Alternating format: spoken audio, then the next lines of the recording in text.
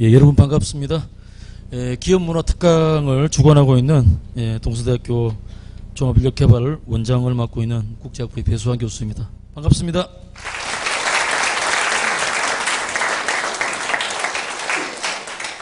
벌써 이제 이 기업문화 특강이 시작된 지도 벌써 한 달이 넘어가고 10월의 마지막 주가 됐습니다. 9월달에 시작했는데 벌써 두 달이 끝나는 마무리하는 시간인데, 대한민국 30대 기업에 13개 기업이 저희가 이제 어렌지가 돼가지고 13개 기업이 오시게 되는데, 13개 기업 대표 중에서 오늘 이제 CEO 대표이사님이 오신 경우가 오늘 처음이 되겠습니다. 대부분은 임원들 중에서도 상무님들이 많이 오셨고, 전무님이 한 분 오시게 되어 있고, 그리고 삼성자동차는 부사장님이 오시는데, 오비맥주 같은 경우에는 직접 사장님이신 장인수 대표이사 사장님께서 오셨습니다. 간단하게 오늘 특강자 강사이신 우리 장인수 사장님의 프로필을 간단하게만 소개시켜 드리겠습니다. 오늘 귀한 분이기 때문에 제 얘기보다는 사장님 얘기를 많이 들어야 될 것 같습니다. 정말 이게 우리나라 기업에서 기업인들의 꿈, 군인들의 꿈이 별을 다루는 거라고 알고 계시죠? 그죠? 장군이 되는 게 군인들의 꿈입니다. 기업에 종사하는 사람들의 꿈은 임원입니다. 임원 중에서도 대부분은 뭐 이렇게 다 뭐 서울대, 연고대, 뭐 하버드, 뭐 이런 MBA, 뭐 이런 대단한 커리어들을 갖고 계신데, 우리 장인수 사장님께서는 오직 38년 동안 영업 한 부분에만 매진하셔가지고 오늘의 이 자리에 오신 분입니다. 정말 오늘 여러분들은 아마 1초도 이 장 사장님의 말씀에 귀를 아마 기울이게 될 거라고 생각하십니다. 그래서 사장님의 직장 인생을 일컬어가지고 고신영달이라고 얘기를 하십니다. 정말 대단하신 분입니다. 스카이 출신이 아님에도 불구하고 스카이 출신, 서울대 영대고대를 다 능가하는 고졸신화와 영업의 달인, 그래서 고신영달의 사자성어가 업계에서 회자되고 있다고 합니다.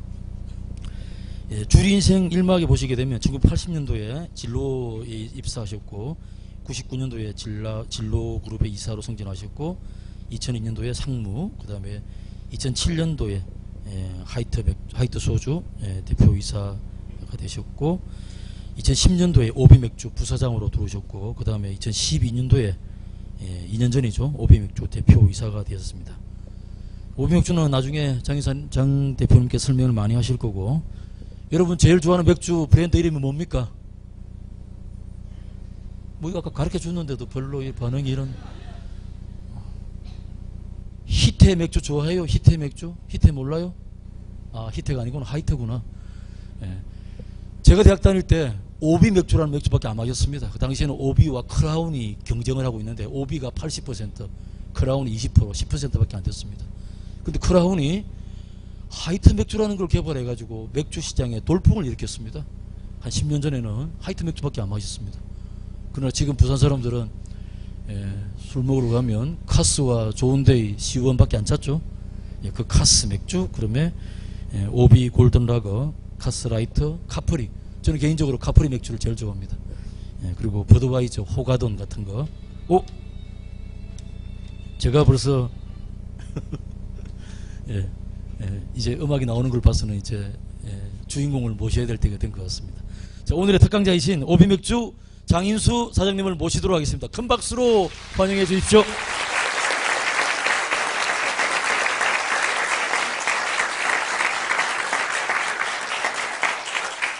안녕하세요. 여기 오신 분들 오늘 저기 그 자격이 제한된 걸로 알고 있던데, 카스 드시는 분들만 오신 걸로 알고 있는데 맞나요? 예. 장사꾼이기 때문에 어쩔 수 없습니다. 지금. 반갑습니다. 사실은 제가 이 자리에 설 수 있는 사람인가 상당히 망설입니다. 항상 이 강의 요청이 오면은 가서 이렇게 해드리고는 싶은데, 워낙 그 영업을 아까 그 원장님께서 말씀하셨듯이 38년간을 영업으로만 이제 이렇게 살아오다 보니까, 속된 말 있죠. 이렇게 맞짱 뜨는 거는 잘 떠요. 이렇게 한 두세 분, 7, 8분 여기까지 잘 오는데, 이렇게 한 100여 명 이상 되는 이 많은 분들하고 다그리 붙는 거는 제가 좀 약해요. 그래서 그러기 때문에 강의를 하러 오라 그러면 상당히 좀 망설여지는데 부산이라서 제가 왔습니다. 사실은 저희가 서울이나 이런 그 수도권, 중부 이런 데는 사실은 저희가 그 시장 마켓 시어가 약 한 서울 같은 경우는 80% 이상이 좀 저희 카스로 돼 있고 뭐 거의 다 그렇습니다. 중부까지는. 근데 이제 부산 쪽, 영남 쪽이 좀 이제 지금 한 50% 가까이 갔다가 요새 조금 왔다 갔다 하고 있거든요. 그래서 욕심이 생겨서 왔는데 어쨌든 1시간 이상 제 인생이라고 그럴까요? 그 인생 철학이라든가 또 저 경영 철학이 좀 있는 거 여러분들하고 좀 공유하도록 하겠습니다. 여기 보시면 아시지만은 제 이제 그 인생을 이렇게 보시면요. 우선 동영상 한번 놓고 한번 볼까요? 동영상.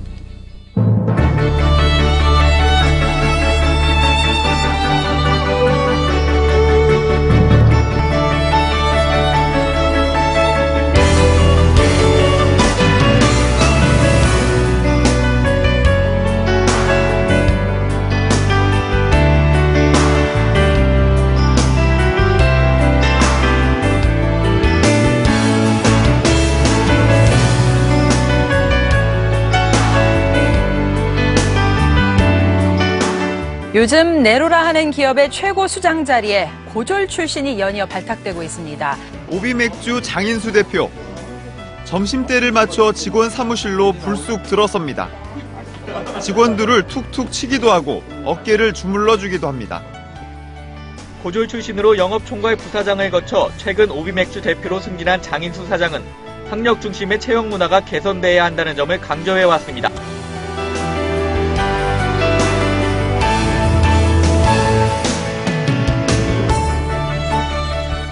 사회는 학력보다는 능력을 위주로 하는 그런 사회가 되었습니다. 여러분 용기 잃지 마시고 파이팅 하십시오. 파이팅!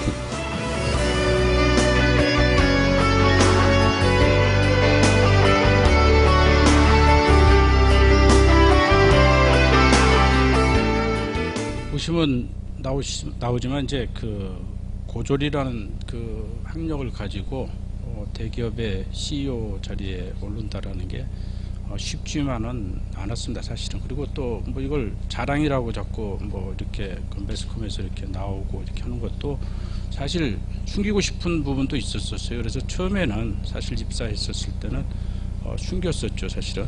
그리고 또 아까 여기 그 동영상에 보시면 아시지만은 지금도 그런지 모르겠어요. 예전에 그 우리 애들이 클 때 보면은 연초에 학생들 이렇게 그 적어가지고 그 뭐죠, 생활 기록, 생활 뭐 무슨 환경조사서인가 가정 환경조사서인가 그런 거 저기 학교에서 가져오죠. 갖고 오면은 이렇게 보면은 맨 마지막에 그 왜 쓰는지 모르지만은 가족상 써가지고 거기에 보면은 아버지, 어머니 다 써놓고는 가족 써놓고는 꼭 거기에 그 학력이 들어가요. 학력. 그러면 저나 집사람이나 항상 고졸이었음에도 불구하고 대졸 이렇게 그냥 뭐 확인하는 거 아니니까 이렇게 썼던 기억이 있었습니다. 그러다가 우리 애들이 중학교, 큰애가 중학교 2학년, 작은애가 중학교 1학년 때 도저히 안 되겠더라고요. 그래서 제가 숨김 없이 얘기를 해야 되겠다 그래가지고 애들한테는 정직해라 그러면서 저부터 정직하지 않으면 안 될 것 같아가지고 그때부터 제가 우리 애들 들여다 놓고 얘기한 게 있습니다. 뭐냐면 아빠는 여태까지 너희들 뭐 아빠도 그렇지만은 너희들 기한 죽이게 하기 위해서 대졸 썼는데 아빠는 사실 고등학교밖에 안 나왔다. 엄마도 마찬가지고. 그래서 너희들이 왜 학교에서 공부를 잘하라고 하느냐면은 아빠 엄마가 공부에 한이 맺혀서 그런 것 같다. 그러면서 솔직히 얘기를 했습니다. 고졸이라 앞으로는 너희들이 인정만 해준다. 너희들이 양해만 해준다 그러면 고졸로서 살아가겠다. 그냥 있는 그대로로 살아가겠다라고 얘기를 하고 그 다음서부터 이제 고졸이라는 얘기를 누구한테도 자신 있게 왜 자기 자식들한테 얘기할 정도인데 뭐 남한테 속일 이유가 뭐가 있겠습니까? 그래서 그때부터 고졸이라는 그런 그 저를 그대로 이제 밖에 노출시키면서 지금까지 이제 살아왔어요. 근데 뭐 나중에 또 얘기는 하겠지만은 제가 사실은 고등학교 졸업해갖고 이 자리까지 올 수 있었던 거는 저는 고등학교 졸업자이기 때문에 여기까지 올 수 있었다고 봅니다. 제가 항상 그 밖에 나가서 누구한테든지 얘기를 합니다. 우리 직원들한테 신입사원들 들어올 때나 또 바깥에서 나가서 얘기를 할 때 내가 고등학교 졸업했기 때문에 이 자리까지 올 수 있었다라는 그런 이제 얘기를 하는데, 그 이유는 고등학교 졸업했다라는 것이 제 인생에 있어서 모자람이 많다라는 뜻이거든요. 남들은 지금 대부분의 우리 정도 나이 돼도 그래도 거의 대졸 출신들이 상당히 많습니다. 많고, 그런데 저 같은 경우는 부족함이 많아요. 제가 만약에 남들과 똑같이 모든 것을 갖고 있었다면 이 자리까지 오지 못했을 거라고 저는 생각합니다. 누구한테든 제가 그런 얘기를 해요. 그건 무슨 뜻이냐면은 제가 가진 걸 다 가졌다면 제가 게을르기 때문에, 게을른 사람이기 때문에 아마 남들하고 똑같은 행동을 하면서 아마 살았을 거예요. 그랬었으면은 아마 이 자리까지 못 왔었을 겁니다. 근데 제가 부족함이 많았기 때문에 그 부족함을 제가 채워야 되겠더라고요. 그 부족함을 채우는 거는 다른 게 없더라고요. 덜하는 거, 다른 사람보다도 덜하는 것을 할 수밖에 없었던 그런 삶을 살아왔어요. 그러니까 덜하는 것이 대부분이 보면은 노력이거든요. 제가 아까 그 원장님께서도 말씀하셨지만은 80년도에 80년 5월 15일에 진로라는 회사를 입사를 합니다. 그때 입사할 때 지금도 취업난이 상당히 좀 어렵지만은 그 당시에도 취업난이 되게 어려웠었어요. 왜냐면 여러분들 아실 거예요. 79년 10월 26일에 11.6 사태가 나고 80년 5월 18일에 5.18 사태가 납니다. 그렇기 때문에 80년 제가 5월 15일에 진로를 입사를 하기 위해서 입사를 하려고 그러는데 그 당시에 저희 그 진로에 입사할 때 그 응시자들이 약 한 4,000명이 왔었어요. 80명을 뽑는데 이제 지금은 뭐 아주 또 보편화되어 있지만은 예전에는 그 당시에 80명 뽑는데 4,000명이 왔다 그러면 상당히 엄청난 그 인원의 그 응시자들이 왔다라는 거거든요. 그 중에 80명 중에 12명을 고등학교 출신을 뽑았고 68명을 대학교 출신을 뽑았습니다. 근데 대졸 출신들은 저희 이제 동기들이죠. 동기들은 아시다시피 그 사회적으로 혼란기였었고 상당히 실업자가 많았었던 시절이었기 때문에 대졸 출신들 대부분은 저희 회사의 그 입사 동기들이 석사들도 많았었고 소위 말하는 스카이 대학의 출신들이 상당히 많았었습니다. 그리고 나머지 고졸 출신은 이제 의무적으로 그 당시에는 뽑게 돼 있었기 때문에 12명을 뽑았었는데 그때 이제 12명의 고졸 출신으로 제가 그 진로에 입사를 하게 됩니다. 사실은 그 전에 제가 입사를 하기 전에는 사실 그 삼풍재지라는 제지회사, 그러니까 말하자면 신문용지를 만드는 제지회사에 격리를 보고 있었어요. 격리. 그러니까 그 격리부에서 이제 근무를 하고 있었는데 제가 그 태권도를 20년을 했습니다. 그러니까 학창 시절에, 그러니까 뭐 남들이 이렇게 제 몸매를 보고 태권도 했다라면 아니라고 다 그러시는데 20년을 했어요. 그러니까 이 성격이 외향적인 거예요. 외향적이다 보니까 이것을 저거기 위해서 격리부에서 이렇게 있는 것이 저한테는 안 맞더라고요. 그래서 80년에 이제 그 진로에서 입사 그 뭐랄까 공고가 나왔었을 때 영업을 하고 싶어서, 진짜 영업을 하고 싶어서 80년 3월경에 이제 그 입사 그 뭐랄까요 입사에 대한 그 모집 그 공고가 나서 진로로 응시를 하게 됐어요. 그래가지고 결국에 80년 5월 15일에 5.18 사건 나기 3일 전에 진로로 입사를 했습니다. 그때 아까도 얘기했지만은 운동으로든 성격이기 때문에 남한테 지는 건 싫습니다. 제가 모자람은 있어도 남한테 지는 건 싫기 때문에 다른 건 몰라도 내가 동기들한테만큼은 지고 싶지 않다라는 생각 때문에 사실은 아까 말씀드렸듯이 그 모자람을 동기들한테 지지 않기 위해서 그 모자람을 동기들보다 덜하는 것, 덜하는 뜻이 무슨 뭐 영어로 더가 아니라 그냥 우리 한국말로 더인데 노력을 남들보다, 그러니까 말하자면 우리 동기들이 똑같이 밖에 나가서 인사를 하면 남들이 이렇게 인사하면 저는 이렇게 더 90도로 각도로 숙여서 인사를 하고, 모든 게 남들이 8시간 일하면 저는 9시간 일하고, 남들 휴가 갈 때 휴가 안 가고 뭐라고 야구하면서 그 덜하는 걸 하면서 그것이 저를 이 자리까지 만들었다고 봅니다. 그래서 제가 부족함이 많아서 어디 갔든지 그런 말을 해요. 부족함이 많았기 때문에 이 자리까지 왔다 그러는데, 아까 말씀드렸듯이 왜 고등학교밖에 안 나왔냐, 남들은 다 그 얘기를 할 때 상고를 나왔다 그러면, 그 당시에 상고 나왔다 그러면 가정 형편이 뭐 안 좋아가지고 그런 뭐 가사를 돕기 위해서 뭐 상고를 나왔다 그러는데, 사실은 그게 아니고 아까 말씀드렸던 운동을 하다 보니까 사실 공부를 좀 등한시했습니다. 공부를 등한시했고, 그 공부에 등한시한 것이 결국에는 아까도 말씀드렸던 제가 모자람으로 만드는 그런 적이 있었습니다. 그래서 제가 세상을 살면서 제일 부모님한테 부려운 거는 다른 건 없습니다. 저희 여태까지 사실 성실하게 살았고 뭐 해서 살았기 때문에 다른 건 없는데, 딱 부모님한테 부려운 것이 있다라면 딱 하나밖에 없어요. 그 뭐냐면 고등학교밖에 안 나온 거예요. 제가 우리 그 집안에 3남 1녀 중에 장남입니다.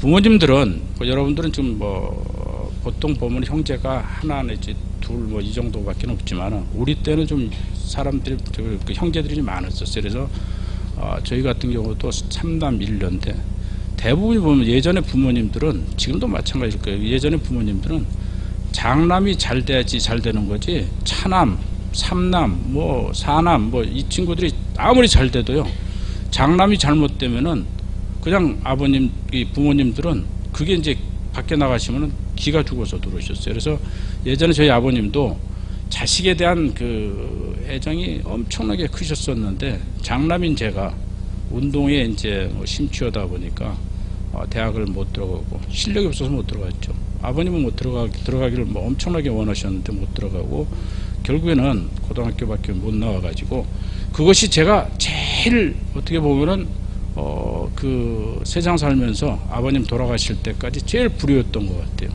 그래서 그 불효를 제가 그러니까 저희가 IMF 세대거든요. 사실은 97년도에 98년도에 IMF 나면서 저희 세대가 전부 다 아웃될 세대예요, 사실은. 그런데 이제 저희 아버님께서 항상 이 바깥에 나갔다 오시면은 항상 다른 분들 자제들의 그 자랑하시는 걸 보시고 항상 기가 죽어서 들으셨었어요. 그런데 어느 날 IMF 딱 되면서, 저희 세대가 IMF 세대가 되면서 잘 나가던 아버님 친구분들의 자제들은 전부 다 IMF 명퇴를 해버리고, 99년 2월에 제가 아버님께 불효를 씻어드리는 그런 적을 했어요. 다른 자제분들은 다 아웃되는 그런 상황에서 저는 99년 2월에 뭐가 됐냐면 부장 진급을 했어요. 다른 사람들은 다 아웃될 때 저는 부장 진급이 됐었어요. 그래서 아버님께서 그 좋아하시던 모습, 그것을 이제 99년 2월에 보여드리고, 99년 6월에 아버님이 돌아가셨어요. 그래서 그 돌아가시기 전에 그래도 그 좋아하시는 모습을 본 저는 상당히 불효를 이제 씻었지. 그러고 나서 그 해 12월에 있을 수 없는 일이 생겨버렸어요. 어떤 일이 생겼냐면은 제가 99년 2월에 진급했다 그랬죠. 99년 12월에 10개월 만에 주식회사 진로에 영업이사로 승진을 하게 됩니다. 이게 그 사실 10개월 만에 임원 승진된다라는 게 이게 상당히 좀 어려운 거거든요.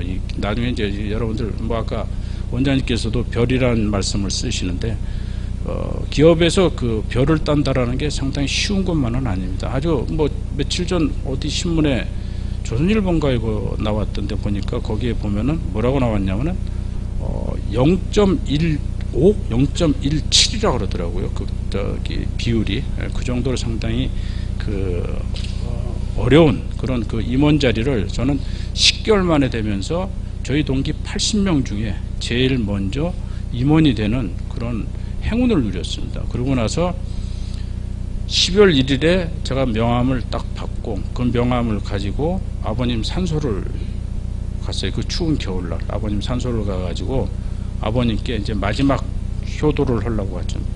가서 산소에 가서 절을 하고 제일 첫장 뭐죠? 명함을 아버님 산소 옆에다 이렇게 해가지고 붙여드리고 그리고 툭으로 덮고 그러고 온 기억이 있습니다. 이제 그 정도로 저 같은 경우는 아까도 말씀드렸지만은 직장 생활하면서 덜하는 걸 가지고 이 자리에 왔습니다. 그래서 제가 저도 그렇다 해서 이게 뭐 지금 이제 간단하게 얘기하니까 임원이 되고 사장이 되고 이렇게 된 것 같은데 그건 아니고 처음에 고등학교 졸업해 가지고 뭐죠 그 취직을 하려고 그러니까 상당히 힘들더라고요. 왜 힘드냐면은 지금 여기 여러분들은 대학교를 졸업하면 뭐 여학생들은 모르지만 남학생들은 대부분이 군대를 갔다 오는 나이입니다. 그렇게 졸업을 할 때 되면 군대를 갔다 와서 졸업을 하지 않습니까? 근데 고등학교를 졸업할 때는 고등학교 졸업하고 나서는 군대를 미필을 하기 때문에 대부분의 기업들이 군 미필을 하면은 뽑질 않습니다. 사람을 제한돼 있습니다. 그 제한돼 있기 때문에 그러다 보니까 고등학교 졸업해 가지고 취업문이 상당히 좁을 수밖에 없어요. 그래서 사실은 저 같은 경우에 그 당시에 취직을 하려고 별의별 군대를 다 다녀봤어요. 그 당시에 제일 인원을 많이 뽑는 데가 고등학교 졸업자들을 제일 인원을 많이 뽑는 데가 어디냐면 지금은 뭐 생활화되어 있지만은 예전에는 그 볼링장 같은 데가 우후죽순 막 늘어났었거든요. 그 당시에 어디냐면 그 기업체들이 아파트를 짓고 상가 지으면 거기에 꼭 하나씩 볼링장이 들어서면서 볼링장에서 사람들을 많이 뽑을 때가 있어요. 그때 볼링장도 가서 원서도 내봤는데 안 되고 그래서 저는 그렇게 많은 쓰라린 경험을 많이 했습니다. 그래서 요새 제가 우리 회사에 면접을 볼 때쯤 되면은 면접 보는 날 되면은 제가 한 번씩 이렇게 들어가 봅니다. 들어가서 이번 입사 지원생들은 어느 정도의 수준인가 그런 걸 보기 위해서 한번 이제 들어가서 한 시간 내지 2시간 정도. 대부분 보면은 사장들이 이렇게 들어가질 않거든요. 근데 저 같은 경우는 한 번씩 금년에 입사 지원한 사람들의 성향이 어떻고, 금년 입사하는 사람들의 저게 어떤가 그걸 보기 위해서 이렇게 들어가 보거든요. 들어가서 보면은 상당히 준비를 많이 해오더라고요. 근데 그 준비를 많이 해오는 그것이 오히려 면접관들한테 상당히 악영향을 주더라고요. 나중에 끝나고 난 다음에 1개 주고 가고 2개 주고 한 다음에 그 다음에 이제 면접관들한테 요번 면접은 입사 지원생들의 대부분의 성향이 어떻다고 보냐고 저는 이제 느끼고 있는 게 있으니까. 그러면 저하고 똑같은 생각을 가져요. 어떤 생각을 갖냐면은 대부분이 예를 들어서 오비에서 사람을 뽑는다. 입사 지원을 사업 모집을 한다 그러면은 그것을 또 뭐 저거는 저게 많더라고요. 서로들 그룹으로 이렇게 뭐 하는 데가 많아가지고 또 뭐 예전에 물어봤던 면접 어떤 성향이냐 이런 걸 다 서로들 정보 교환해가지고 상당히 더 공부들은 많이 해갖고 오는데 대부분이 와서 얘기하는 것이 자기의 저거를 얘기하는 게 생각을 얘기하는 게 아니고 대부분이 와서 면접장에 와서 얘기하는 게 뭐냐면 앵무새처럼 외는 것을 달달달달 외는 정도의 그런 정도의 답변을 많이 해요. 그러면 앞에서 듣는 그 면접관들은 대부분이 하도 면접을 많이 봤던 사람들이라 대충 압니다. 저 친구가 저렇게 그냥 외워가지고 질문을 하면 무조건 외워가지고 그 답을 주는구나라는 그런 인상들을 많이 받습니다. 그래서 저는 그럴 때마다 우리 면접관들한테 제일 먼저 보라는 게 인성입니다. 이렇게 딱 보면은 들어올 때서부터 인성, 그 다음에 또 그 사람의 성향 뭐 이런 걸 많이 보면서 저도 이제 앉아서 그런 얘기를 하고 하다가 제가 우리 입사 지원생들한테 그런 얘기, 맨 마지막에 그런 얘기를 합니다. 세상에서 제일 힘들 때가 언제냐면은 여러분들이 이 자리에 왔을 때가 제일 힘들다고 본다라고 얘기를 해요. 제가 우리 아들 얘기를 합니다. 아들이 어느 날 대학을 졸업하고 나서 제가 공부를 좀 못했기 때문에 안 했기 때문에 아들만큼은 대학원까지 딸도 대학원까지 가기를 원했었어요. 근데 딸은 대학원까지 가서 졸업을 했는데 아들이 대학을 딱 졸업하더니 대학원 안 가고 그냥 취업을 하겠습니다. 그래서 한번 해봐라 그러고 얘기했더니 취업 준비를 하고 하더니 가서 이제 응시해가지고 7번을 떨어지더라고요. 7번을 떨어지고 7번째 떨어지고 났는데 집사람이 어느 날 저보고 떨어지고 난 그날 발표를 했는 모양이에요. 근데 집사람이 저희 때 들어갔더니 애 방에 한번 가보라 하더라고요. 왜? 그랬더니 문을 잠고 있다는 거예요. 좀 전에 들어와서 문을 잠고 있다는 거예요. 근데 술 냄새가 나더래요. 그래서 그래? 가서 이제 문을 열라고 보니까 문이 안 열려요. 안 열린다고 안 열릴 문이 아니죠. 열어가지고 들어가 봤어요. 여러분들 뭐 다 잠는다고 그 문이 안 열리겠어? 다 여는 방법이 있지. 그래서 들어갔더니 저희 아들이 좀 키가 커요. 그 등치 큰 놈이 침대에 누워서 울고 있더라고요. 술이 취해가지고 술도 좀 마셨겠다. 복받치는 거지. 자기 딴에는 대학을 나와서 충분히 자기 저거면은 어느 회사든지 다 들어갈 수 있겠다 해가지고 응시를 했는데 안 되는 거야.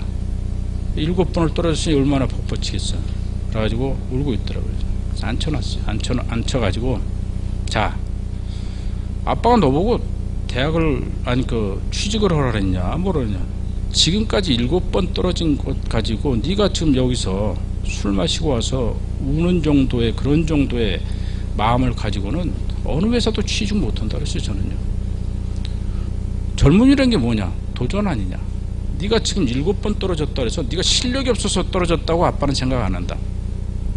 너고 분명히 세상 이치라는 건 궁합이라는 게 있거든요. 궁합이라는 게. 그래서 너하고 안 맞는 회사였었을 것이다. 너하고 안 맞는 회사였기 때문에 네가 떨어졌을 것이다 라고 생각하고 7번의 도전 가지고 떨어졌다 그래서 좌절하지 말고 너하고 맞는 직장이 분명히 있을 것이다. 더 도전해라. 울지 마라 이놈아. 뭐하러 우냐. 허다 안 되면은 마지막 도피 방법 있지 않냐. 아빠가 너보고 공부하라 그랬지 않냐. 네가 실력이 없다고 생각하니까 실력이 없다고 생각하고 대학원을 들어가서 더 공부해가지고 취직을 생각하면 될 거 아니냐. 뭐하러 그렇게 나약하게 7번 떨어져가지고 너하고 저기 안 맞는 그 7번 떨어지고 네가 이렇게 좌절하는 걸 보니까 아빠는 네가 앞으로 세상 살아나가면서 상당히 네 세상 살아가는 게 걱정이 된다라고 얘기를 했어요. 다시 한번 도전해라. 그러다 안 되면은 아빠한테 다시 얘기해서 대학원을 들어가든지 그래서 더 공부를 더 해서 도전해보든지 해라. 그래가지고 8번째 떨어지고 9번째 이제 붙었어요. 그래가지고 지금 이제 직장을 다니는데 직장 다니는 첫날 제가 우리 아들한테 한 얘기가 있어요. 앉혀놓고 그 전날 자, 네가 세상에서 제일 힘들었을 때가 언제라고 보느냐. 여러분들 대부분이 그 면접관들이 세상에서 제일 당신이 힘든 일을 한 게 뭡니까 물어보면 대부분이 다 노가다 했다 그러고 그러죠. 아르바이트 하면서 노가다 오고 뭐고 막 전부 다 육체적인 그런 얘기만 해. 왜 그러냐면 그래야지 저 친구가 무조건 자우지간 뭐 육체적으로 뭐 저거 해서 모든 일을 다 할 수 있겠구나라고 생각을 하고 사람들이 대부분이 그런 얘기를 많이 하는데 그것도 거짓이에요. 사실은 제일 힘들었을 때는 저는 우리 아들한테 그 얘기했어요. 네가 7번째 떨어지고 이 침대에서 누워서 울었을 때가 난 세상에서 네가 제일 힘들었을 때라고 본다. 그렇잖아요. 제일 힘들었을 게 그때가. 그 7번째 떨어져 갖고 울었을 때 그때가 아빠 생각엔 네가 세상에서 태어나서 제일 힘들었었던 그런 때였다고 보는데 지금서부터 네가 직장을 다니는데 오늘 내일부터 첫 출근을 하는데 이거보다도 그거보다도 더 힘들 때가 많을 것이다. 그럴 때는 항상 네가 직장 들어가서 힘들 때 이 침대에 누워서 술 취해가지고 7번 떨어진 침대에 누워서 울었을 때를 생각하면서 항상 그 힘들었을 때를 생각하면서 직장 생활을 해라. 그러면 모든 것을 참아낼 수 있을 것이다 라고 제가 얘기를 했거든요. 마찬가지예요. 저는 여기 있는 젊은 여러분들이 다른 건 모르겠어요. 일단은 저보다는 희망이 있고 저보다는 꿈이 많은 분들 아니야. 여기 있는 여러분들한테 제가 한 가지 질문 한번 해볼게요. 제 나이 오고 여러분 건의 하나 드릴게요. 제 나이 오고 여기 있는 여러분들 나이 오고 바꾸고 제 직책까지 다 줄 테니까 사장까지 다 줄 테니까 바꾸고 하자 그러면 여러분들 바꾸겠어? 안 바꾸요. 왜 안 바꾸겠어? 여러분들은 제 나이 오고 제 직책 줄 테니까 여러분들 나이하고 바꾸자면 여러분들 절대로 안 바꿔요. 저도 감히 우리 그 박근혜 대통령께서 저하고 나이가 차이가 별로 안 나시거든요. 그 직책 주고 제 나이하고 바꾸자면 저도 안 바꿔요. 몇 년 안 차이가 안 나지만 안 바꿔요. 왜? 그 기간 동안에 무슨 일이 벌어질지 어떻게 알아? 내가 뭐가 될지 어떻게 알아? 근데 그 뭐가 될지 안다라는 건 결국엔 그게 희망이거든, 꿈이거든. 그런 꿈 있는 여러분들이 절대로 나는 좌절하거나 또 무슨 일이 생겨가지고 그냥 포기하거나 이런 인생을 안 살았으면 하는 게 제 생각이에요. 저 같은 사람도 여기까지 왔어요. 자, 아까 제가 여기 오기 전에 제가 오늘 여기를 왜 동서대학에서 저를 이렇게 초청을 했나 이렇게 봤더니 아까 배 원장님께서 여기 좀 일찍 왔더니 여기 그 설립자님 그 저기 박물관을 쭉 이렇게 저거면서 한 20분 이상을 저를 이렇게 저기 같이 다니시면서 설명을 해 주시더라고요. 제가 알기로는 33살의 설립자님께서 위대한 꿈을 꾸시고 이 학교를 설립하신 걸로 알고 있어요. 33살에. 그럼 33살이면은 진짜 여러분들 이제 몇 년 지나면 이제 그 정도 나이 되는데 그때 여러분들의 꿈은 뭘 꾸고 있을까를 생각을 해봐야 돼요. 지금 저는 여러분들이나 젊은이들이 여러분들뿐만 아니라 젊은이들이 어떤 생각을 갖고 세상을 살아야 되냐면 저는 꿈과 희망을 가지고 세상을 살아야 된다고 봐요. 그래서 아까도 말씀드렸지만은 그 꿈과 희망은 꼭 지식만 저희 회사가 제가 5년 전에 아까 말씀드렸듯이 오비맥주를 입사를 했다 그랬어요. 오비맥주에 입사를 할 때 맥주에 입사를 해서 저희 회사 입사 기준을 싹 바꿔버렸어요. 저희 회사 부사장으로서 이제 입사 기준을 싹 바꾼 게 예전에 아까도 말씀드렸죠. 스카이 대학 출신들 지식만 있는 사람들 위주로 많은 사람들을 뽑았었어요. 예전에는 우리 오비가요. 그랬는데 제가 들어가서 지금 입사 기준을 뭘로 바꿨냐면 지식보다는 지혜로운 사람들을 저희는 원해요. 지혜로운 사람들. 그래서 물론 지식과 지혜가 같이 겸비됐으면 좋겠지만은 지식과 지혜 중에 지혜로운 사람을 지식 있는 사람과 지혜로운 사람이 있다면 저희는 지혜로운 사람을 뽑아요. 그러다 보니까 저희 회사 지금 그 회사에 대부분의 입사하시는 분들의 그 성향이 절박하신 분들, 그러니까 인성 좋고 절박하신 분들 위주로 저희가 뽑거든요. 그래서 저희는 예전에는 그냥 무조건 뽑았어요. 근데 지금은 무조건 뽑는 게 특수직 빼놓고는 대부분의 그 안에서 관리하고 있는 관리직 뽑는 것도 마찬가지로 일단은 저희가 영업 인턴으로 뽑습니다. 저희 회사는 영업 인턴으로 뽑아가지고 약 한 3개월 동안을 영업 인턴의 그 생활을 해야 됩니다. 근데 다른 회사는 인턴이라 그러면 인턴 생활을 하고 한 100명 뽑으면 5%나 10%가 정식 직원이 되는데 저희 회사는 인턴으로 3개월 지나고 나면은 거의 50% 내지 60%가 다 50% 내지 60%를 입사시킵니다. 어떤 때는 어느 기가 만약에 50명을 뽑으려고 100명을 저희는 배수로 뽑거든요. 대부분요. 50명 뽑으려면 100명을 뽑아갖고 3개월을 가르치는데 그건 왜 그러냐면 그 인턴 기간을 갖는 이유가 뭐냐면은 영업을 시키고 우리 회사 적성에 맞고 인성에 맞고 아까 말씀드렸듯이 지혜로운 사람인가 이런 걸 보기 위해서 3개월 동안을 인턴을 시키거든요. 거기서 대부분이 보면은 아까 말씀드렸듯이 지식 있는 사람보다도 지혜로운 사람 또 좀 인성이 좋은 사람들 위주로 이렇게 3개월 동안을 보면은 다 보입니다. 왜? 선배들이 다 체크를 하고 3개월 동안을 옆에서 지도사원들이 이렇게 보고 그것에 대해서 평가를 3개월 뒤에 해주기 때문에 3개월 뒤에 뽑는 직원들은 저희 회사는 진짜 어떻게 보면은 인성 있고 지혜로운 사람들 위주로 뽑기 때문에 이직률이 별로 없습니다. 제가 5년 동안 지금 그런 식으로 해서 뽑아놔가지고 그만두는 그 이직률이 거의, 예전에는 저희 회사가 아까 말씀드렸듯이 뭐 지식 위주로 뽑다 보니까 이직률이 상당히 많았었어요. 왜? 적성에 안 맞는 걸 시키니까. 이직률이 많은데, 요새는 저희 회사 같은 경우는 들어오면 거의 7, 8%가 근무를 합니다. 그러니까 5년 동안에 저희 회사의 인사 기준이 많이 바뀌면서 직원들의 그 의식도 많이 바뀌고 직원들의 그 역량도 많이 바뀌어가지고 오래되고, 또 그리고 하다 보면은 또 적성에 맞는 그 보직으로 또 바꾸고, 영업만 하는 게 아니라 적성에 맞는 보직으로 또 바꿔주고 하면서 하고 있기 때문에, 순환보직도 하고 있기 때문에 그런 면에서 저희 회사가 상당히 예전에 비해서 경쟁력이 많이 세졌다. 그래서 물론 거기에 하나 더 들어가지만 저희 회사가 제가 들어갈 때 42%, 그러니까 2010년 1월에 제가 1월 11일에 입사를 했는데, 그 당시에 영업본부장으로 부사장으로 들어갔을 당시에 그 마켓시어가, 전국 마켓시어가 41%였었습니다. 근데 지금은 60%대가 넘어가는, 전국 마켓시어가 60%대가 넘어가는 그런 회사로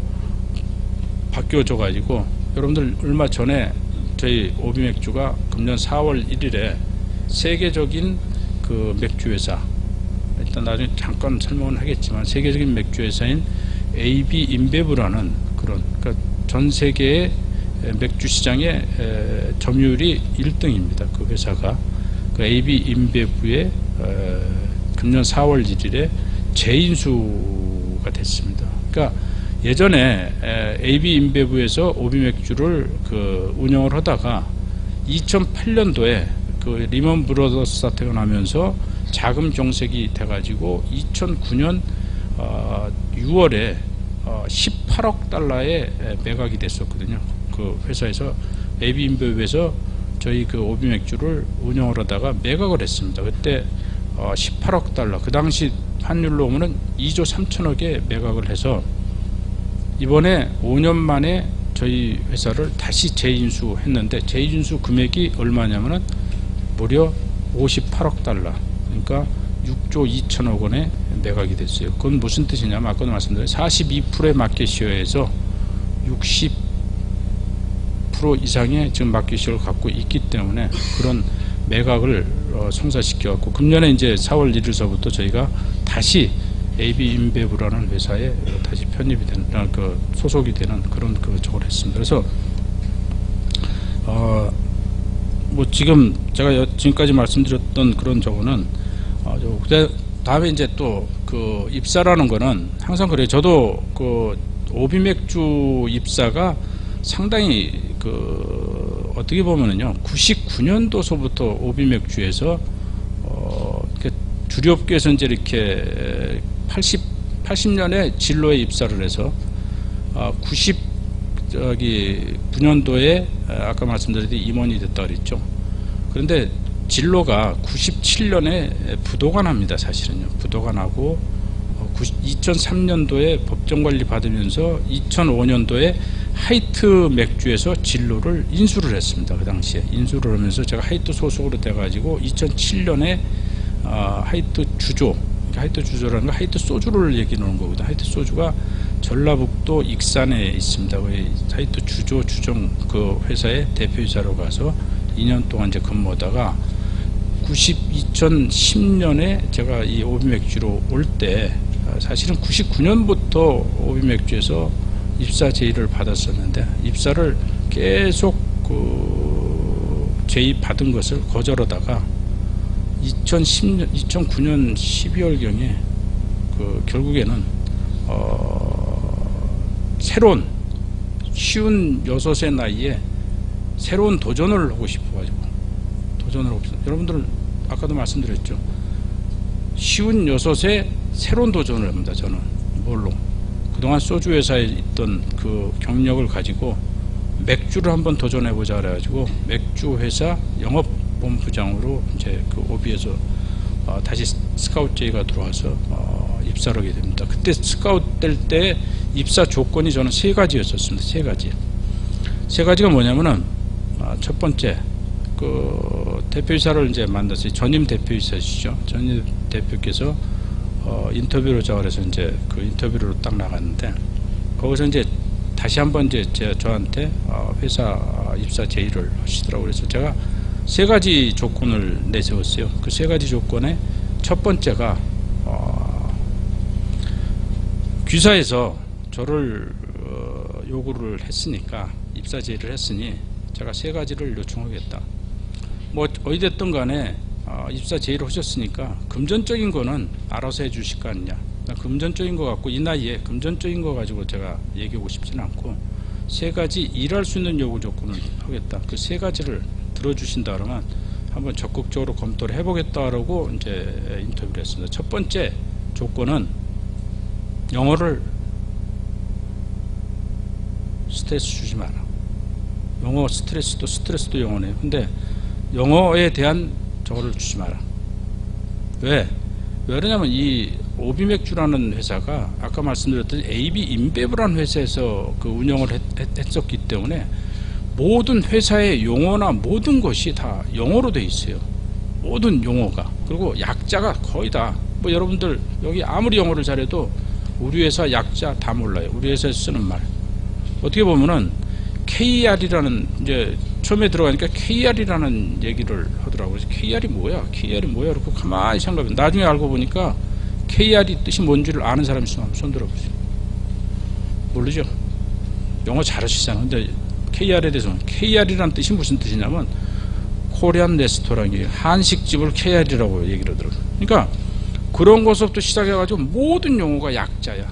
그러니까 어떤 사람들은 그래서 제가 왜 영어에 대한 얘기를 했냐면은 이 바깥에서 저희가 영업을 하다 보면 오비 직원도 만나고 옛날에 진로 있을 때도 오비 직원 만나고 하이트 있을 때도 오비 직원 만나고 하이트 직원들 만나고 다 같이 만나면 돼요. 왜냐면 거래선이라는 데가 그 우리 대리점이라는 건 없습니다. 대리점이라고는 없고 도매장이라고 그래가지고 그 도매장에 가면은 뭐 오비 직원, 하이트 직원, 진로 직원, 뭐 무학 직원 다 들어오게 돼 있습니다. 그러면 그 도매장에서 그 영업을 대신해 주기 때문에 어떤 회사 직원들이 다 어떤 영업 직원들이 다 와서 그 회사 영업을 합니다. 그런데 오비 직원들에 대한 제가 옛날에 진로에 있었을 때나 하이트에 있었을 때 오비 직원들을 와서 보면은 오비 직원들이 항상 도매사에서 하는 얘기가 쟤네들하고 얘기를 하면 얘기가 안 된다는 거예요. 왜 얘기가 안 되냐고 물어보니까 쟤네들은 얘기하다 보면 뭔 얘기 모르는 얘기를 자꾸 하는데 거기서 모른다고는 할 수는 없고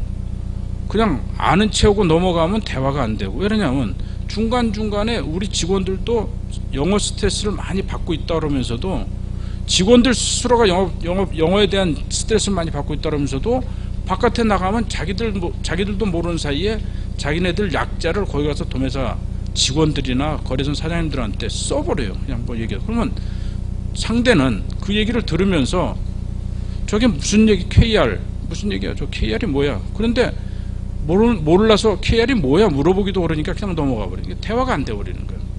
그래서 제가 제일 먼저 입사 조건 그리고 뭐 제가 알다시피 고등학교밖에 졸업하지는 않았기 때문에 이 세상에서 제일 무서운 게 영어예요. 제가 제일 무서운 게 그러니까 영어에 대한 스트레스를 받고 싶지 않다. 이 회사 들어가면 분명히 영어 때문에 스트레스를 받을 텐데 그래서 영어에 대한 스트레스를 안 줬으면 좋겠다.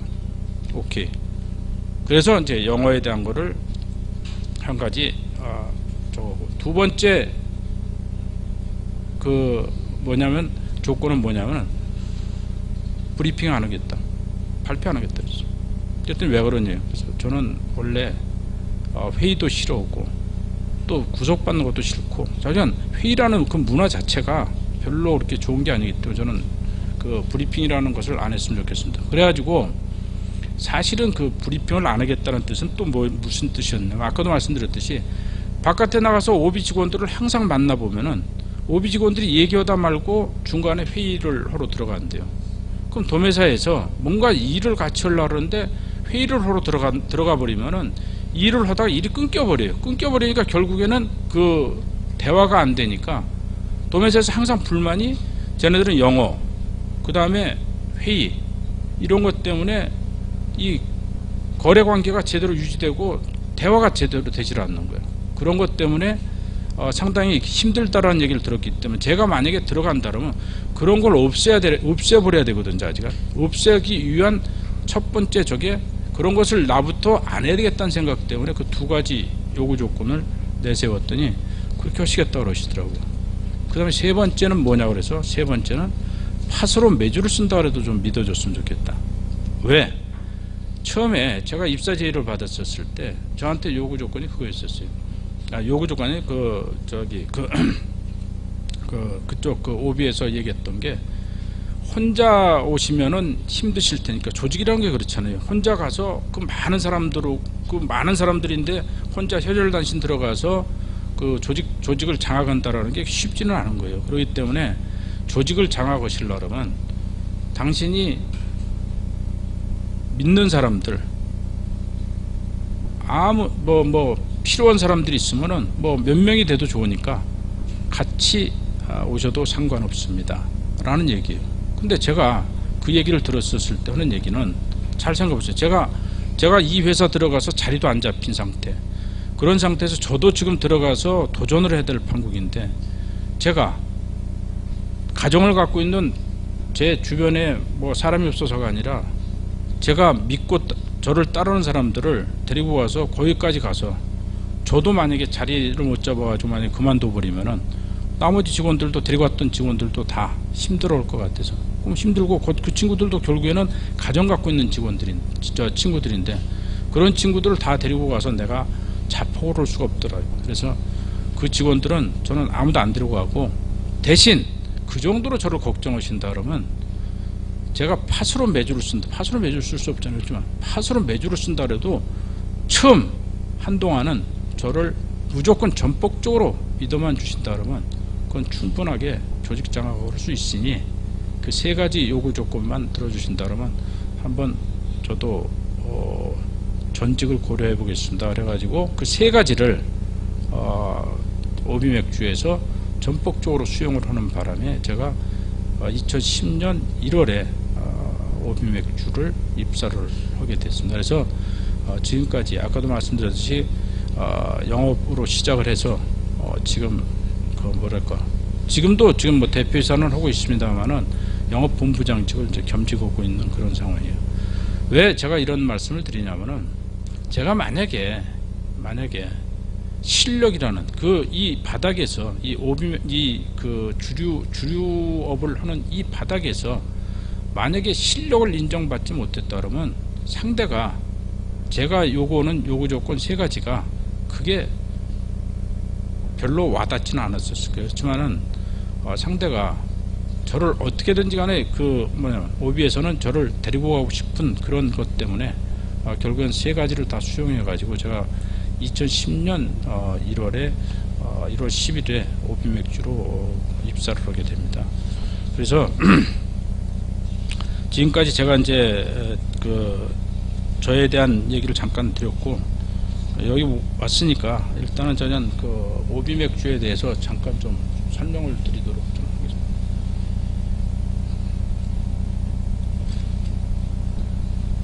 오비맥주는 청원 공장이 3개가 있습니다. 그 3개 공장이 어디 있냐면은 경기도 이천에 하나가 있고 그 다음에 충북 청원, 그 다음에 광주, 전남 광주에 공장을 3개를 가지고 있고 지점은 전국에 한 37개의 지점을 갖고 있습니다. 그리고 매출액은 작년 기준으로만 2조 7천억 정도 됩니다. 근데 2조 7천억에서 실질적으로 순매출액, 우리가 저거는 매출액은 1조 5천억입니다. 나머지 2조 7천억에서 뺀 1조 2천억은 여러분들이 내시는 세금입니다. 그러니까 2조 7천억에서 순매출액은 1조 5천억, 그 다음에 세금이 1조 2천억. 그러면 여러분들이 카스 한 병을 드실 때 얼마만큼 세금을 그 나라에 내신다라는 것이 답이 나오실 거예요. 그러니까 그만큼 이 주류는 세금이 그렇게 많이 거치고 있는 그런 점. 그리고 종업원은 약 한 1,700여 명 정도 지금 하고 있고. 그다음에 그 주요 브랜드로는 여러분들 방금 말씀드렸던 카스 라이트, 오비 골든 라거, 그다음에 이제 그 카프리, 그다음에 이제 그 호가든을 저희가 그 벨기에 맥주인 호가든을 저희가 생산을 하고 있고, 버드와이저를 생산하고 있고, 그리고 그다음에 이제 수입 제품으로는 그 코로나, 그다음에 그 백스 이런 그 스텔라, 이런 그 세계적인 맥주들을 수입해서 지금 판매하고 있습니다. 여러분들이 이제 그 다음 장을 보시면은 그 수출에 대한 건데, 오비 맥주가 2012년에 맥주업계 사상 최초로 1억 불 탑 수출합니다.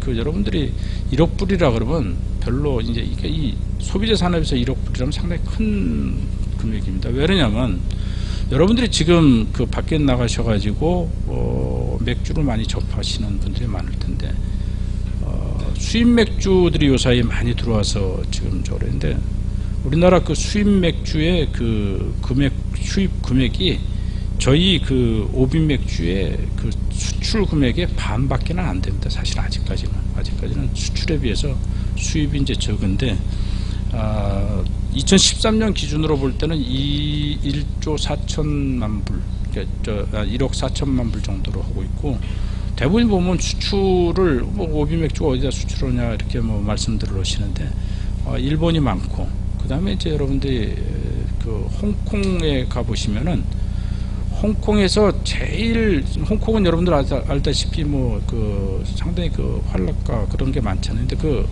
홍콩 같은 데 가서 보면 세계적인 맥주 회사들이 전부 다 거기에 와서 맥주를 팔고 있는데, 세계적인 맥주들이 다 거기 와서 저기 판매가 되고 있는데, 홍콩에서 제일 잘 나가는 맥주가 블루걸이라는 맥주가 있습니다. 그 블루걸을 저희가 생산을 해서 그쪽에 수출해서 이제 판매되고 있는 건데, 홍콩에서 약 한 20%, 22%, 22% 정도의 마켓 시ェ어를 갖고 있어요. 그러니까 거기에 세계적인 맥주들이 다 들어오죠. 여러분들 아시는 아사히, 칼스버거, 하이네켄, 이런 모든 제품들이 들어오는 것 중에서 저희 그 블루걸이 20% 이상의 마켓 시ェ어를 가지고 있고, 그러니까 판매량으로는 20%인데 20% 이상이고, 매출액으로 보면 40%가 넘어갑니다. 그게 무슨 뜻이냐면은 거기서 프리미엄 대접을 받아요. 그러니까 가격이 그만큼 비싸다는 얘기죠. 매출 가격, 그 판매 가격이 비싸기 때문에 40%의 마켓을 갖고 있을 정도로 그 홍콩에서 상당히 많은 그 인기를 얻고 있고, 몽골에 가면 카스 맥주로 저희가 수출을 하는데, 거기 가면은 몽골에 가면은 그 카스 맥주가 프리미엄 맥주로 해서 아주 상당히 그 위치를 확보해 오고 있고, 또 호주 같은 데는 그 골든락으로 지금 그 판매를 하면서 상당히 인기를 끌고 있는 그런 제품입니다.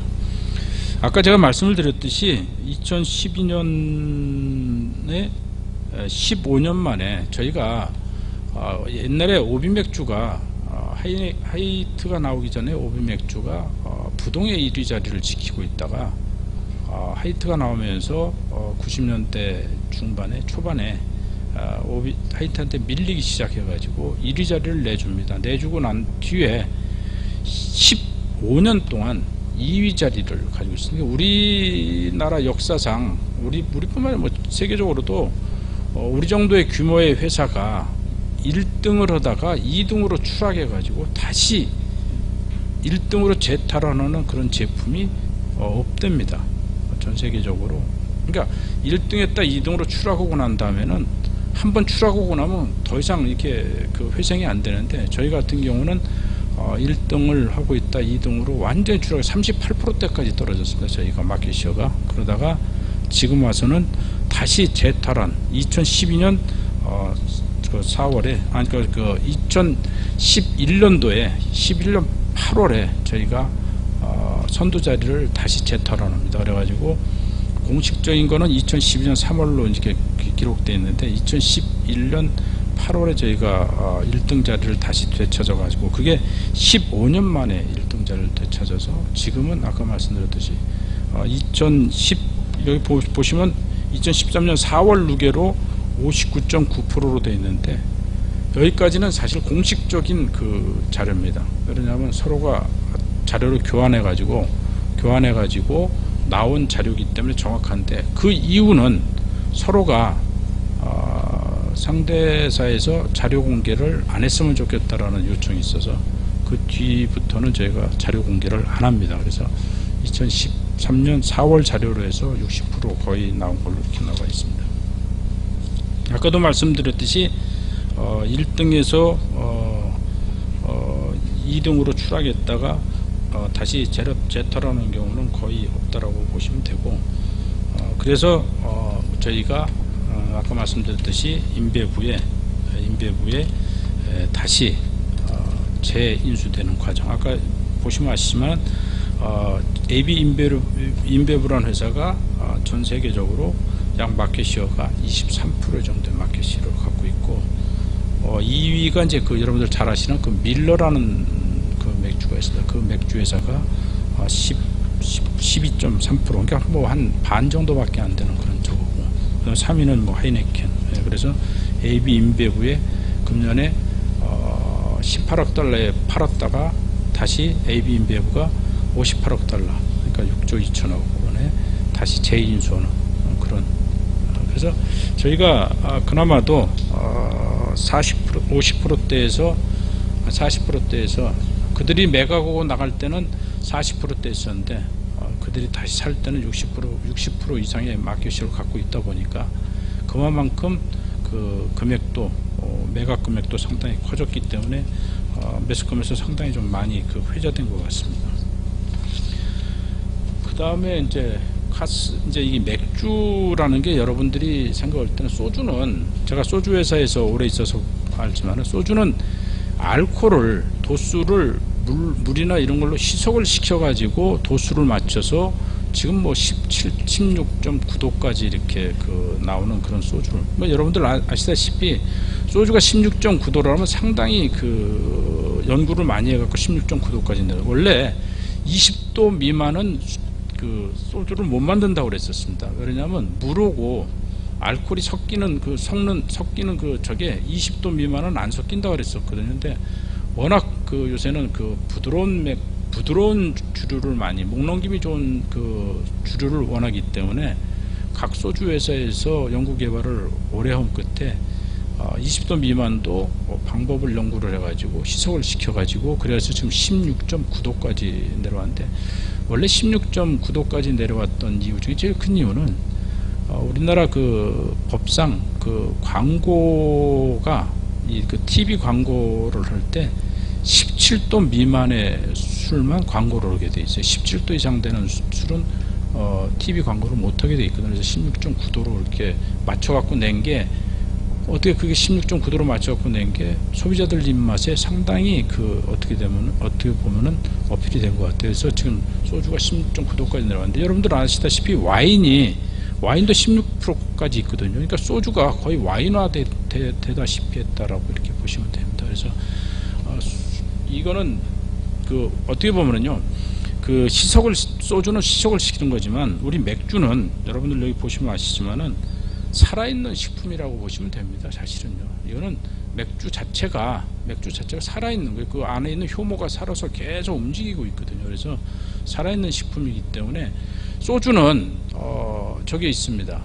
그 유통기간이 없습니다. 근데 이제 맥주는 유통기간이 있어요.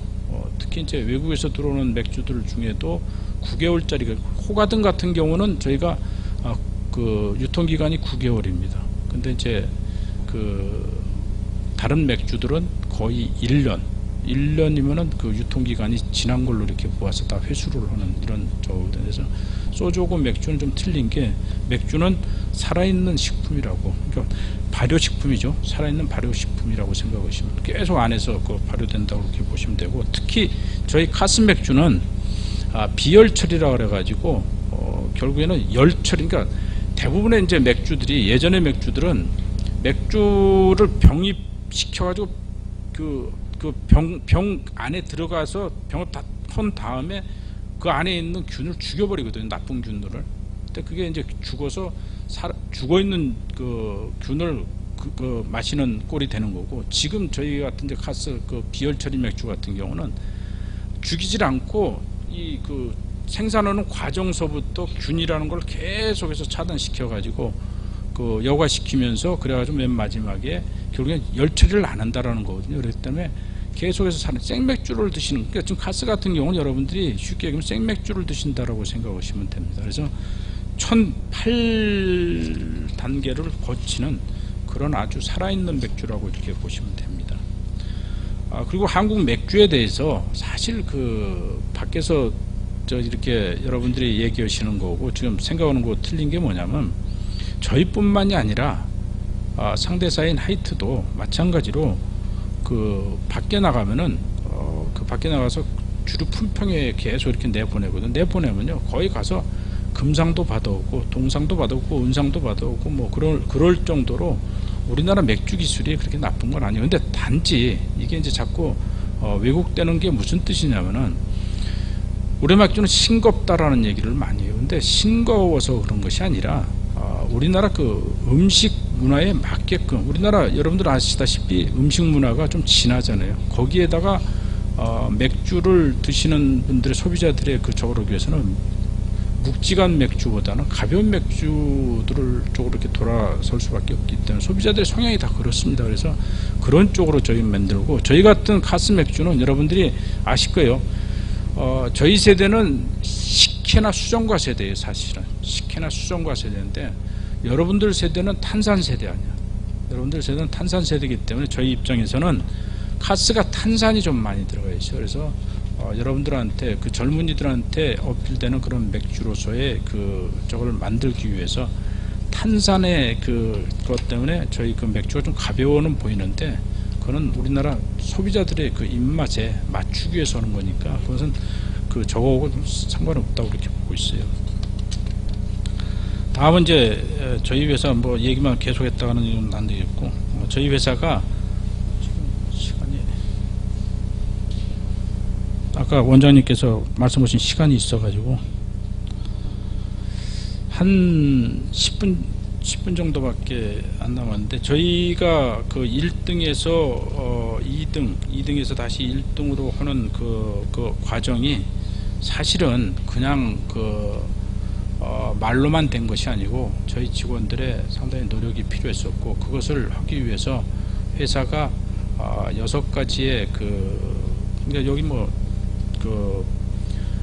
5C에 플러스 1C 해가지고 6C로 이렇게 돼 있는데, 이게 이제 무슨 뜻이냐면, 저희 회사가 처음에 그 1등에서 2등으로 꼬꾸라져 가지고 그 다음에 곤두박질 친 다음에 그 다음서부터 저희 직원들이 제가 들어갔을 때 보니까 너무나 패배의식, 제가 들어가기 전에 이렇게 보니까 패배의식, 뭐 모든 게 안 된다 이게요. 그 소극적이고, 그 다음에 쫓기는 영업을 하고, 2등이 1등한테 쫓기는 영업을, 2등, 저는 항상 그래요.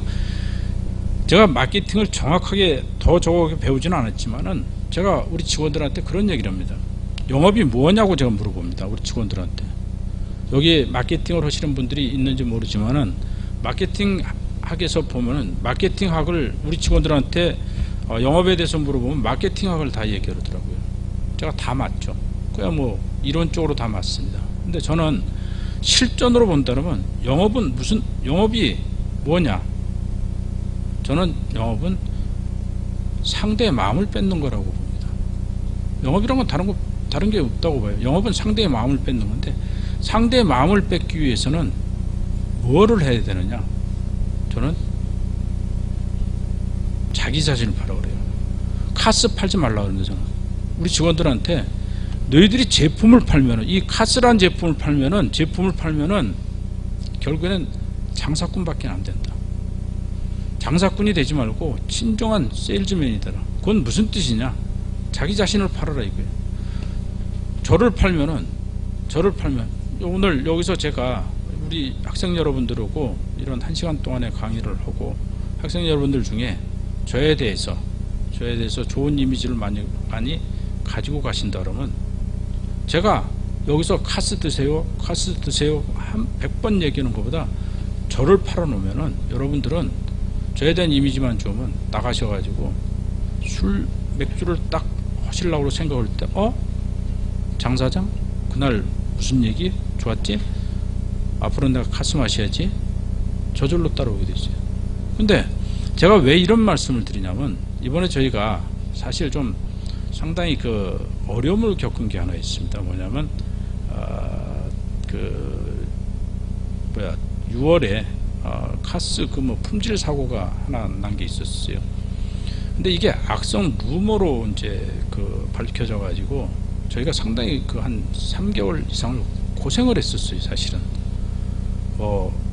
가임기 여성들은 마시면 안 된다, 뭐해서 마시면 안 된다, 이런 얘기가 갑자기 카톡에 올라오면서 카톡에서 올라와 가지고 순식간에 번지면서 저희한테 상당히 큰 데미지를 입은 그런 사건이 있었어요. 결국에는 식약처에서도 인체 무해다는 것이 밝혀졌고 8월 중순에 밝혀졌고 9월 초에 상대사의 직원이 그 카톡에 그것을 개인적으로 상대사 직원이 올리는 바람에 그것이 급속도로 번졌다고 해서 사이버 수사대에서 지금 압수수색까지 들어간 그런 상황이었지만, 그래서 이제 저거 했지만은 그때 저희 한 3개월 동안 상당히 저희한테 힘들었었을 당시입니다. 그때 저희 영업 직원들이 제가 아까 말씀드렸듯이 자기 자신을 판 직원들, 우리 직원들이 그 거래선에 가서 자기 자신을 판 직원들의 거래선들은 흔들림이 없었어요. 조금 흔들거렸다가 다시 원위치로 올라왔는데, 그렇지 않고 저희 제품을 팔고 돌아다녔던 직원들의 그 지역은 분명히 차이가 났었어요. 어떤 차이가 나냐면, 자, 브랜드를 안 팔고, 그러니까 그 제품을 안 팔고 자기 자신을 판 직원들의 지역은 거래선 사장님들이 쉽게 얘기해서 카스에 무슨 이슈가 생겨가지고 문제가 돼가지고 너 어렵겠구나. 왜? 자기 자신을 팔았을까? 너 어렵겠구나. 너희 회사 제품이 카스만 있는 게 아니지 않냐? 오비도 있지 않냐? 네가 어려움을 겪으니 내가 카스 대신에 당분간은 카스 이 이슈가 없어질 때까지는 내가 오비 맥주를 팔아줄게. 그리고 오비 맥주로 이렇게 팔아주신 분들이 상당히 많아요. 방금 제가 말씀드렸듯이 브랜드를 팔고 제품을 판 직원들의 지역은 카스가 이슈가 생기니까 좀 어렵지만, 네가 어렵다, 어렵겠구나. 하지만 내가 소비자들이 그런 걸 어떡하냐, 내가 할 수 없이 상대사 제품을 팔 수밖에 없겠냐고 바로 돌아가 버렸는데, 그러니까 제품을 판 직원들은 바로 제품을 판 직원들의 그 거래처들은 많이 돌아갔는데, 자기 자신을 판 직원들의 그 지역은 그게 흔들림 없이 이렇게 왔다가 다시 원복을 하는. 그리고 이제 지금은 이제 다시 저거 했다가 다시 올라가는 이런 추세에 있지만은 그 차이예요. 그래서 제가 항상 우리 직원들한테 얘기했던 것이, 영업은 상대의 마음을 뺏는 건데, 상대의 마음을 뺏기 위해서는 자기 자신을 팔아라라는 그 철학으로 우리 직원들을 영업을 시켜가지고 상당히 그런 것이 우리 영업에 상당히 강점으로 남는 그러한 지금 조직이 되어 있습니다. 그래서 그나마도 아까도 말씀드린 61%라는 시장이 그냥 된 것이 아니고, 우리 직원들이 자기 자신을 팔기 위해서는 어떻게 했어요? 제가 우리 직원들한테 그런 얘기를 합니다. 상대의 마음을 뺏기 위해서는 그러니까 부단한 아이디어를 많이 내라거든요. 영업 아이디어를 많이 내라거든요. 그래서 우리 직원들이 아이디어를 상당히 많이 내요. 상대의 마음을 뺏기 위해서는 어떻게 해야 됩니까? 예전에는 고객 만족이라는 게 있었어요. 예전에 그쪽에서 고객 만족은 뭐냐면은 제품만 좋으면 그냥 팔렸을 때가 있었어요. 옛날에 그 물자가 없었을 때 여기 부산만 해도 그 신발로서 유명했던 때가 있었잖아요. 신발 산업이 아주 활성화됐었을 때가 있었잖아요. 그러다가 어느 순간서부터 이제 제품 저걸로 가니까 이 시장도 이제 많이 이제 뺏기고 그 시장이 뺏기고 그랬지만, 예전에는 없어서 못 팔았었어요. 그건 고객 만족만 시켜줬으면 됐어. 그러다가 어느 순간에 고객 감동이라는 건 진짜 마케팅이 이제 시작되는 단계죠. 그러니까 예전에는 생산만 됐으면 됐지만, 고객 감동서부터는 고객을 만족 플러스 감동이거든. 감동이라는 거는 마케팅을 해야 돼요. 마케팅 안 하면은 절대로 고객 감동이 될 수가 없어요. 그러다가 요새 와서는 지금 학자들께서 만드시는 게 뭐냐면 고객 졸도라는 용어가 있어요. 근데 그분들은 대부분의 마케팅 학자들이 쓰는 거는 용어 자체지 실질적으로 현장에 가서 해본 경험은 없이 말로만 이렇게 오세요. 근데 저는 고객 만족, 감동, 그 다음에 졸도는 종이 한 장 차이라고 그래요. 제가 임원이 딱 되고 나서 제가 제일 먼저 거래처 사장님들한테 생신 때 축전을 보내드렸어요. 그러니까 축전을 보내드리니까 동회사 사장님들께서 100명이면은 한 명 내지 두 분이, 한 분 내지 두 분이 연락이 와요. 축전 보내주셔서 감사합니다라고. 그러니까 다른 사람도 오고 나도 오면은요, 차별화가 안 되면, 다른 회사도 오고 다른 사람도 오고 나도 오면 차별화가 안 되면은 절대로 고객 감동이 될 수가 없어요. 차별화가 돼야 되거든. 그러니까 처음에 제가 축전 보내놓으니까 100분 중에 한 분 내지 두 분 정도가 감사하다는 연락이 오는데, 어느 순간에 내가 고민을 해봤어요. 고객을 감동시키고 만족을 시키려면 어떻게 해야 되느냐라고 생각해 봤더니, 거기다가 선물을 하나 보내면 되겠다 싶어갖고 어느 날 난을 보내기 시작했어요. 그랬더니 이제 조금 더 오시더라고. 그런데 그걸로 끝나고 거기서 한 10분 정도 저거 왜 그러냐면, 제가 난 보내면 다른 회사도 또 난을 보내요. 그래서 상대가 차별화되게 할 수 있는 영업이 뭔가를 생각해 본 게, 제가 디지털보다는 아날로그로 하는 게 낫겠다 싶어가지고 어느 날은 제가 선물을 보내고, 그 다음에 제가 하나 보낸 게 뭐냐면 제 자필 편지를 보냈어요.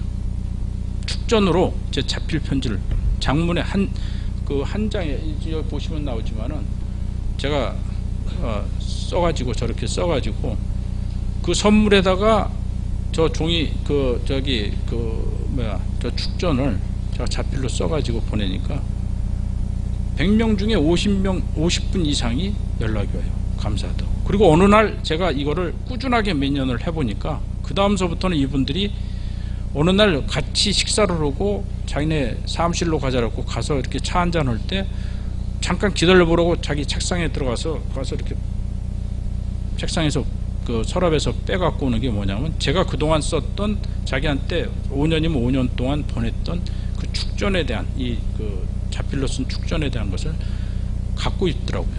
근데 대부분이 다 갖고 있더라고요. 그걸 다 버릴 줄 알았더니 다 갖고 있더라고요. 그게 바로 그들한테 그들 마음을 뺏은 하나의 저거거든요. 그래서 제가 우리 직원들한테 이런 걸 가르쳐 주면서 뭔 얘기를 하냐면, 상대사하고 차별화된 영업활동을 하는 것이, 그게 고객 만족을 시킬 수 있고, 고객 감동을 시킬 수 있고, 고객 졸도를 시킬 수 있는 것이라고 얘기를 하면서 우리 직원들한테 그런 얘기를 많이 하면서 직원들이 많은 아이디어를 낼 수 있도록 지금 저희는 그런 영업활동을 하고 있어요. 그래서 우리 직원들이 기상천외한 아이디어를 많이 내면서 고객 감동을 시키고 고객 만족을 시킨 것이 지금의 오비맥주가 60% 이상의 시장을 될 수 있도록. 그래서 우리 직원들은 아까도 말씀드렸지만은 지식보다는 지혜로운 사람이 돼가지고 지혜로운 영업활동을 하면서 지금 시장을 지금 굳건히 지키고 있다라고 이렇게 봐주시면 되겠습니다. 내가 사실은 지금 5C, 그러니까 6C 이것을 더 저거게 해드렸으면 좋겠습니다만, 제가 알고는 여기 계신 분들이 마케팅 학과가 아니라 무슨 식품 쪽이라고 말씀을 드렸기 때문에 좀 생략하기로 하고, 시간도 됐고, 그래서 우리 질의받는 시간으로 해서 끝이도록 하겠습니다. 지금부터 11시 40분까지 시간이 예정되어 있기 때문에 한 4명, 서너 명 정도는 충분히 받을 수 있을 것 같습니다. 자, 질문 있으신 분들은 손을 들고 학과하고 이름을 얘기해 주시고, 자, 실내가 오늘 학생들 많이 힘들으셨죠? 왜냐하면 냉방 체제에서 난방 체제로 바뀌어가지고 온도를 낮출 수가 없는 상황이 발생해 버렸습니다. 그래서 온도가 굉장히 높아가지고 제가 앉아있을 옆에 경청을 해봐도 굉장히 실내 온도가 높아가지고 많이 힘들은 것 같습니다. 자, 질문 있는 학생 손 들어주세요. 마이크 준비하고.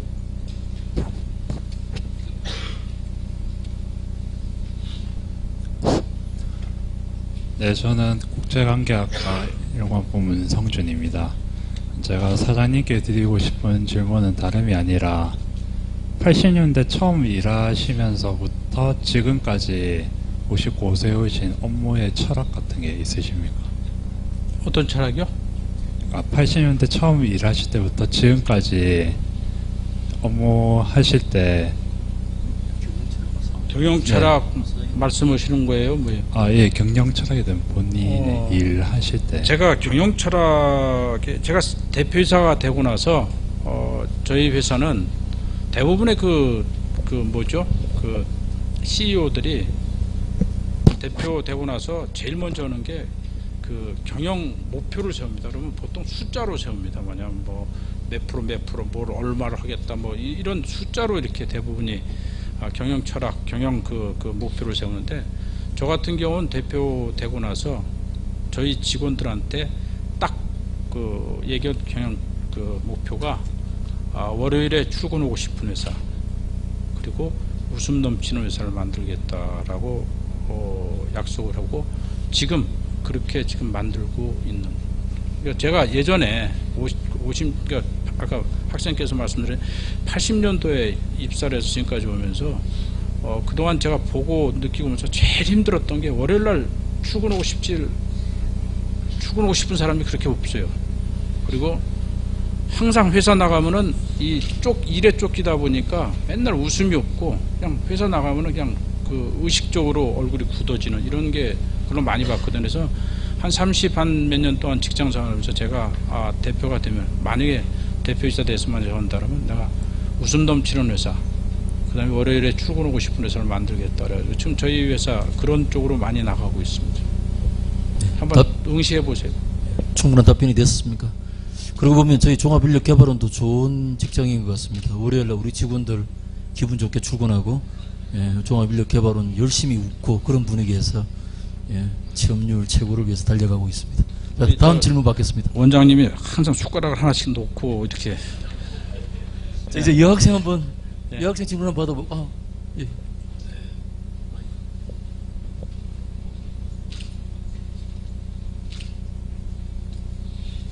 예, 저는 사회복지학과 심재한입니다. 오늘 우리 장인수 대표이사님 강의 잘 들었습니다.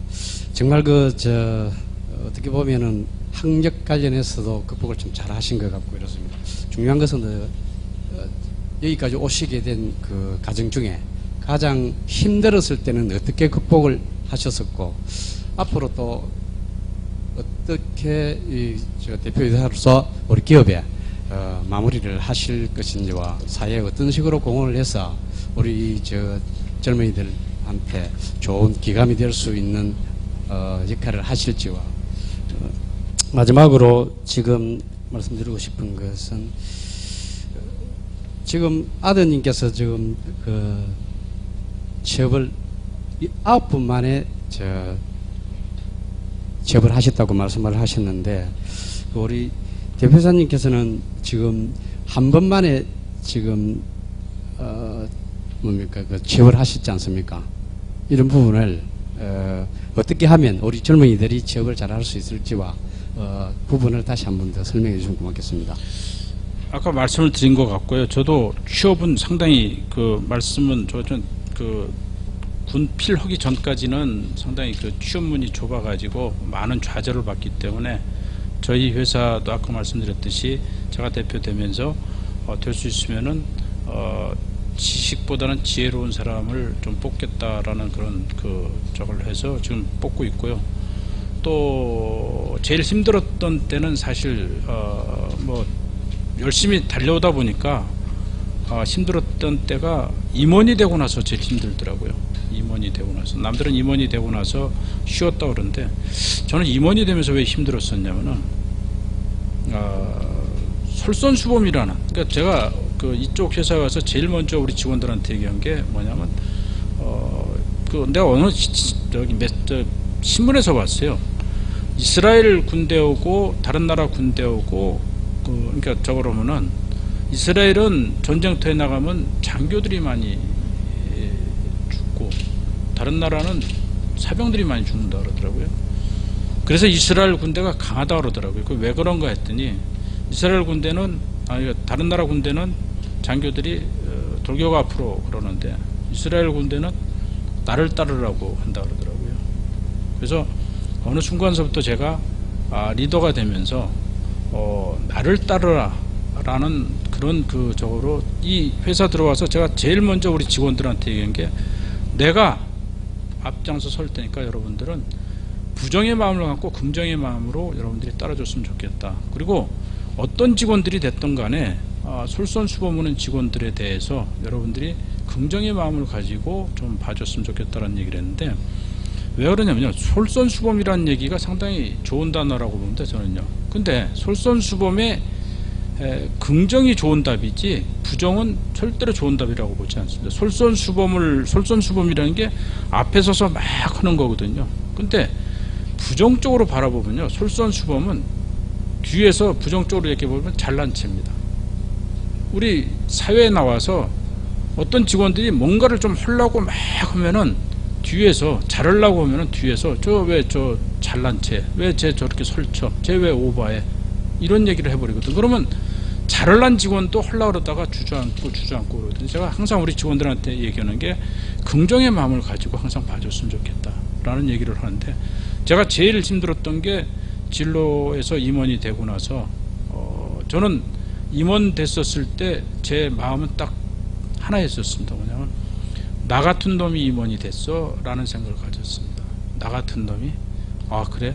이제부터는 내 주변을 위해서 살아야 되겠다라는 생각을 많이 가졌습니다. 그 내 주변을 위해서 살겠다라는 거는 내 후배들을 위해서 살겠다라는 그런 생각을 가졌거든요. 그래서 지금 사실은 제가 이 자리에 올 때까지 상당히 많은 도전을 했습니다. 말하자면 제가 대표이사를 2012년 6월에 어느 날 주주들께서 저를 대표이사 식사로 자라고 나갔더니 느닷없이 저보고 대표이사를 하라는 거예요.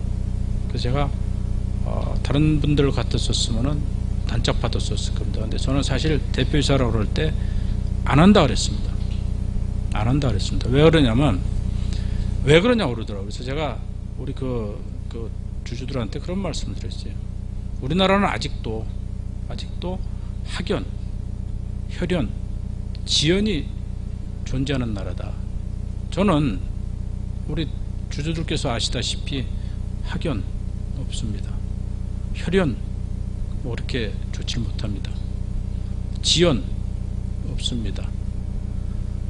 저희 회사 제가 여기 오기 전에 분명히 하이트 주정 대표는 규모가 이 회사보다 한 20배 정도 작은 회사였기 때문에 제가 어떻게든지 경험 가지고 지혜 가지고 할 수 있었지만은 저희 회사의 정도의 규모 되는 회사는 분명히 학연, 혈연, 지연이 있어야지 되는데 저 같은 학연, 혈연, 지연 없는 사람은 대표를 맡는 순간에 우리 회사에 도움이 안 된다고 생각하기 때문에 저는 고사하겠습니다. 그리고 제가 고사를 했어요. 남들이 생각을 대표이사 하려니까 그냥 한 것이 아니라 그것을 사실은 1시간 이상을 그들이 저를 설득을 했었거든요. 그래서 결국에는 1시간 만에 설득을 당하고 대표이사직을 수락을 했는데 수락하고 나서 한 10일 뒤에 발표한다 그래가지고 10일 동안 잠을 못 잤습니다. 사실은요. 왜? 걱정이 돼가지고.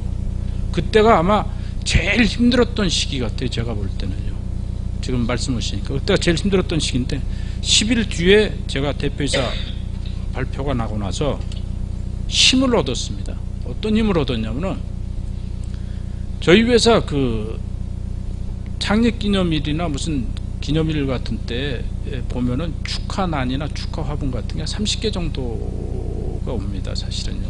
평상시에.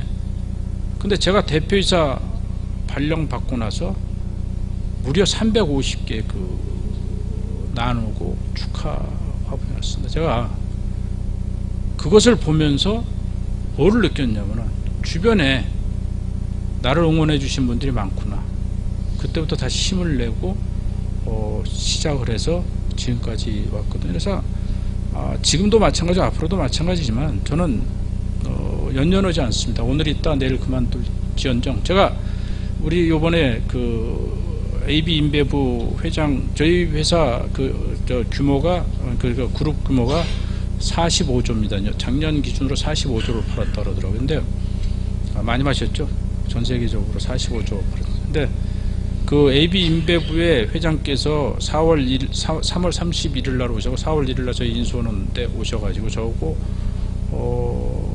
2시간을 그 뭐냐면은 저걸 했습니다. 독대를 했습니다. 그때 제가 우리 그 회장께 그런 말씀, 2시간 독대했다니까 상당히 긴 걸로 생각하시는데 2시간이 1시간인데 사실은 1시간은 통역을 해 주셔야 되니까 1시간 정도 도는데 첫 마디에 제가 그런 얘기를 했습니다. 뭐냐면